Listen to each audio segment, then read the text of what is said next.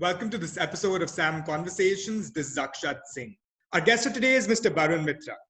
Mr. Barun Mitra established the Liberty Institute in India in 1996 and headed it till 2016. Mr. Mitra is a renowned figure in terms of individual freedom and is one of the foremost advocates.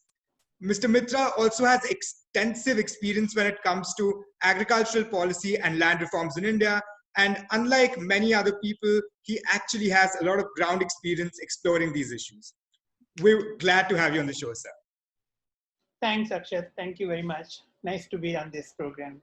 Sir, the topic for our discussion today would be largely focused on the three new agricultural bills that have been brought in by the government of India. So before we begin with more substantive questions, sir, could you tell us a little about your journey, about how you ventured into agricultural policy and land policy, and how does the idea of individual freedom tie into all these ideas?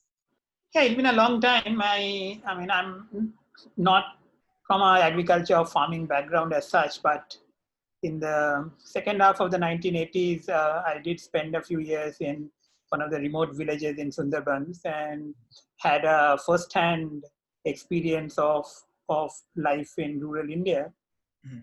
The regulations and things that virtually tie up that landowners may own the land, but what they can do with it, even on agriculture, is limited. For instance, I had a problem trying to convert my paddy field into aquaculture. And now 35 years have gone by. A friend from Kerala told me last week that plantation owners in Kerala have to take permission if they want to plant some different kind of fruit trees on their own land. And some time back, I had heard from farmers in other states that the farmers are restricted to how many crops they can sow on their land. Whether it's going to be 5 crops or 6 crops, you got to take permission. So, so this actually, these were experiential, but when I came in contact with Sharad Joshi in the early 1990s, I realized that the 1991 reforms had completely bypassed Indian agriculture. And Sharad Joshi told me that Indian agriculture is the largest private sector by far. It is truly the private sector. It is the original Make in India in India. Yet it is the most regulated, restricted, and prohibited in terms of what they can, cannot, and cannot do. There is no sector in India which is strangulated by red tape as agriculture is.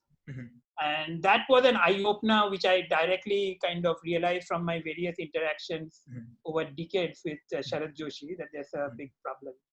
And and I've followed agriculture and land issues since for more than 2 decades now. Absolutely, sir. And it is very interesting, especially when a looming figure like Sharad Joshi, who was, at the helm of bringing in liberal ideals when it came to the field of agriculture, had opinions similar to this. So, but when we specifically talk about 1991 and liberalization of the Indian industry, the 3 new bills that were brought in recently by the government are being touted as similar reforms good for the agricultural sector. My question to you then is this assessment true? If not, what are some of the follies of the 3 bills?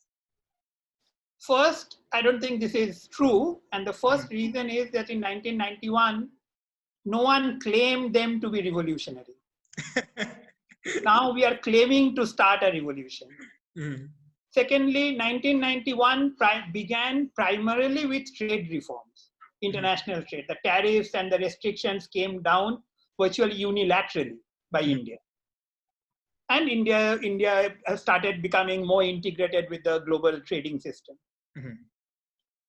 The day when the government was celebrating this new agricultural revolution in India, the government of India, Ministry of Commerce, issued a notification saying there's a complete and immediate ban on export of onions. So 1991 doesn't really reflect in 2000 agriculture policy. And as far as the 3 bills are concerned,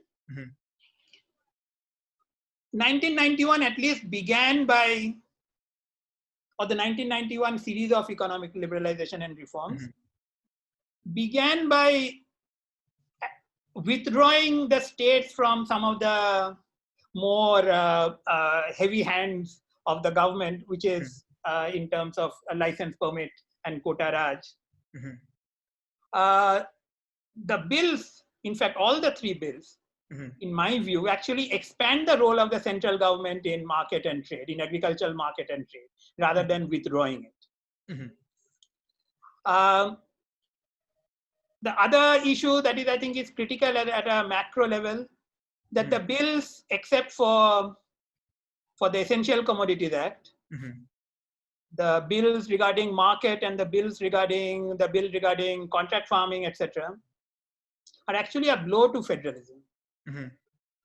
And it's very difficult to sustain a free society without a federal structure, because the more centralized we are, the more powerful the government is vis-a-vis the citizens. Absolutely, sir. Since you mentioned the Essential Commodities Act, you also, just a couple of minutes ago, talked about the ban on the export of onions. And we see that Essential Commodities Act kind of begins a process in which trade restrictions become more and more easy for the government to do. So why do you think that this affects the market structure, and how do you think that farmers are ultimately the major losers when the government brings in a reform like this? Actually, the ban on onion didn't happen through the Essential Commodities Act. It happened through the Foreign Trade Act, where the government has the power to intervene on external trade. And for the last 20 years, the government has intervened almost on an annual basis, particularly in case of onions. Either the import has been prevented or exports have been restricted. And this is primarily done because it is believed that that by restraining international trade, either through import or through exports, we are going to dampen the domestic prices. Now that logic rarely works, and it also actually exposes the paradox, particularly in case of onions. India produces more onion than it consumes. Then how do we have these spikes? We have these spikes precisely because laws such as the Essential Commodities Act, which virtually prevented investors and traders to invest in logistics and storage and such facilities which can hold. And onion is particularly interesting because we have two basic varieties of onions, one that can be stored for long, the other that can't be stored for long. And without storage, this becomes a challenge to mitigate between one season when the harvest is over and the next season when the harvest is going to come in. And therefore, between this period of July, August, September, every year almost, we have this crisis from September till about December. Which basically means this onion crisis actually shows that how this bill completely ignores the reality of Indian agriculture. So another crucial element which is being posed as something which will substantially help farmers is the concept of contract farming. So just to play the devil's advocate here, don't you think that the norms surrounding contract farming will actually help small and marginal farmers in India? I have two issues regarding this particular bill. One is, it seems to be the bill and its authors seem oblivious to the fact that anywhere between 25 to 50% of Indian agriculture is under some form of contract or the other. Typically in the poorer states, the farmers are in contract with the traders or the wholesalers for a year or two in advance. Because the traders provide them the cash advances, which makes the farmers survive through the time when they don't have output to sell. And this is true across the board. And much of these contracts are informal. What the bill doesn't recognize is, one, it doesn't recognize that there are such contracts. And two, because it doesn't recognize that there are such contracts, it fails to recognize that there could be problems in our institutional structure which prevent these contracts from becoming formal. Because the reason why informal contract exists is because the cost of doing formal contract is just too high. And this bill hasn't solved that problem. In fact, it has added more layers to contract farming, which is actually going to discourage or make it more difficult for farmers to engage in contracts. One reason being the problem with the dispute settlement. And the second is the problem with the pricing. Absolutely, sir. And correct me if I'm wrong, but if we follow the same line of logic, what you're saying then is that contract farming already exists. Now that the government has formalized it, rather than doing away with the middlemen that the government is claiming these acts would do, it will only try to get the same middlemen under the same structure, wherein the dispute settlement mechanism would be even more difficult than it would. So rather than enabling the people to carry on doing what they were trying to do, which could have been done by formalizing contract agreements, it will create a system in which even the middlemen will now have to report to bigger corporations, because now they will have to act as intermediaries for them. Yeah, because I don't really see how big corporates can come into contract directly with small farmers. So rather than doing away with the middlemen, we are just reshaping them and making them subservient to a bigger corporation rather than self-dependent in certain. Yes, and that is because we don't understand and appreciate the function of the middleman. Middlemen exist precisely because there are frictions that needs to be smoothened. Absolutely. So those frictions are primarily regulatory, and the government has barely done anything about them. Absolutely. And this is integrated, because you cannot look at contract farming from or separate from the nature of the market. Absolutely. The government wants to do the other reform, that is reform the market, allowing farmers to sell to anybody anywhere. But how many farmers can sell to anybody anywhere? Who is going to be there visiting the farms to buy from them? And how many farmers are in a position to sell online? To farmers from Maharashtra, can they really be able to sell their onion online and send it to buyers in Bihar or South India? Absolutely. So it's almost like whitewashing a broken hut, right? We are bringing in new layers when we know that the older existing layers are inefficient to begin with. And rather than mending them and making markets more accessible to a farmer, we are saying that we're liberalizing, but we're only liberalizing for the people who actually have the resources to take advantage of such liberalization, which in this case are bigger corporations and their intermediaries, which would be the middlemen who've always been. Exactly. And this is exactly what has happened with the 1991 revolution, reforms that started. Absolutely. The reason why we have 30 to 40% of our economy in the informal sector implies that our reforms have been extremely shallow. Absolutely. Even in the non-farm sector. Absolutely. And in the farm sector, we had a big advantage, particularly regarding these two, the market reforms and the contract issue. Because because of our federal structure and the diversity of states, we have states who have been experimenting with this market reform for decades. For instance, Bihar abolished APMC, the Agricultural Produce Marketing Committees, in 2006. Between 2006 and today, 15 years, I mean, no one tells me that Bihar has had an agricultural revolution. If just removing that would have transformed Bihar, then clearly it has not happened. Absolutely, sir. And same thing you can see from other states, that from Punjab to Maharashtra to Madhya Pradesh to Gujarat, so many states have tried to reform their APMCs to the extent they feel it's necessary in the changing circumstances of their own situations. Absolutely. Therefore, to me, and this is one of my primary objections to this approach to reforms, that agriculture is generally believed to be a state subject. APMC is under the state, is governed by state laws. Central government, by passing this law on market reform, has not done away with APMC because they can't. What it has done is, it has bypassed the need to negotiate and discuss and persuade the states to figure out what is the best way to reform the markets. Absolutely. So Absolutely. it has created a one-size-fits-all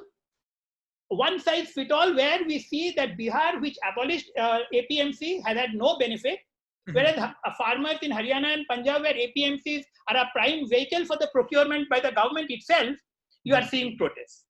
Absolutely. This all could have been completely avoided if we really followed the ideal of cooperative federalism rather than combative centralism. Absolutely. So since you talk about APMCs, there is one major concern, which on one side is, being posed as one of the major reasons for the protest, and on the other side, it's being completely denied, which is the existence of an MSP. So could you tell us a little bit about how these bills will affect the MSPs? The bills by themselves doesn't say anything about MSP. But when the ordinances were enacted, promulgated rather, a few months ago, I had kind of felt and pointed out to some people that the APMC issue is going to run against the MSP issue. And the reason is that the APMC markets are the vehicle through which the procurement with MSP actually takes place. So now we have a situation where the government is promising MSP. It says MSP will not be touched. And that is true because the APMC doesn't have anything to do with MSP as law. But as a functionality, the procurement happens through APMC markets and the MSP is given through procurement. Okay. So the question is that if you have parallel markets, which is welcome as far as competition is concerned, then what are you going to do with MSP? Are you going to say that the procurement will happen in the parallel market with MSP, or as some people have suggested, which is even more outlandish, that let all procurement, all purchases be at MSP. Which is absolutely against the principles of a free market, as we. Not just that, the basic reason is no one is bothered about the principles of free market. The primary issue concern that people would have is from the government side is that is there money to do it? But, and this is my, personally speaking, I think this is my biggest fear. Sugarcane is one of India's main cash crops. Sugarcane is another crop like onion where we are surplus rather than shortage. We produce more sugar than we can consume. But we produce it at a price which means we can barely export. So we have a sugar mountain piling up at our mills. Government is subsidizing the mills from this year in order to hold their stock because those stocks cannot be sold anywhere at that price. Now, why is sugarcane important and interesting in this regard is because in sugarcane, government sets the price. But the sugar mills are largely in the private and cooperative sector. So they end up holding the baby. Whereas in case of Government of India procurement of rice and wheat or other food grains, the procurement agency, that is the government agencies procure, paying the MSP. Okay. And therefore, what many people have suggested, and which I think will virtually be the end of Indian agriculture as we know it, that quite a few people have suggested that let there be a simple law saying that all purchases by private and public agencies will be at price set by MSP.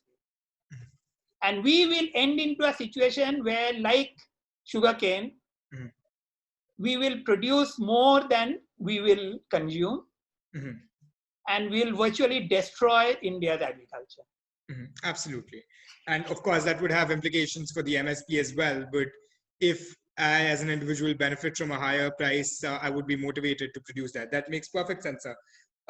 So with respect to MSP specifically, then can we say that the basic argument as to why the new bills are counterintuitive is that the government on one hand is creating a parallel market and hence undermining the APMCs. On the other hand, it is also promising, it's also ensuring that there will be MSPs, but if there is no proper procurement mechanism, if there is no proper place to actually procure materials from, And considering that APMCs are actually run by the revenue that the state collects, according to the new bills, the state cannot really collect any excess charges on agricultural trade. Then that would basically destroy a procurement mechanism, hence making the delivery of MSPs a practical impossibility.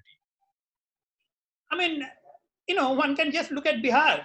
Why in Bihar the procurement is so low? It has no APMC. Why hasn't any government agencies rushed to Bihar to procure the wheat and rice, which Bihar produces as quite a bit? Precisely because there is a functional issue. This is because the problem of Indian agriculture today is not production. It is productivity. MSP was instituted at a time when India had scarcity in production. We didn't produce enough. We were virtually dependent on the wheat that was getting imported from abroad in the 60s. Absolutely. Yeah. So MSPs came about in order to encourage more production. Today, India produces more than enough. We are one of the world's top 10 exporters, agricultural exporters. We are the top exporter in terms of rice. So which means that our comparative advantage still exists. So our problem in agriculture is not production as such, but productivity as such. And which is probably the problem across whole of South Asia and most other developing countries, where, like in India, 15% of the GDP is supporting about half the population. Absolutely. Yeah, no wonder that agriculture is kind of synonymous with poverty in most of our countries in our neighborhood. Exactly. And the image of a poor farmer in India, it's probably one of our largest cultural exports in the world. Exactly. And so if we are to put it in a matrix, if we say that certain policies are supposed to be enabling, certain policies are supposed to be restrictive, then having heard you speak about the policies, I would argue that the new bills about agriculture, they are more restrictive in nature than enabling. Would you agree with that?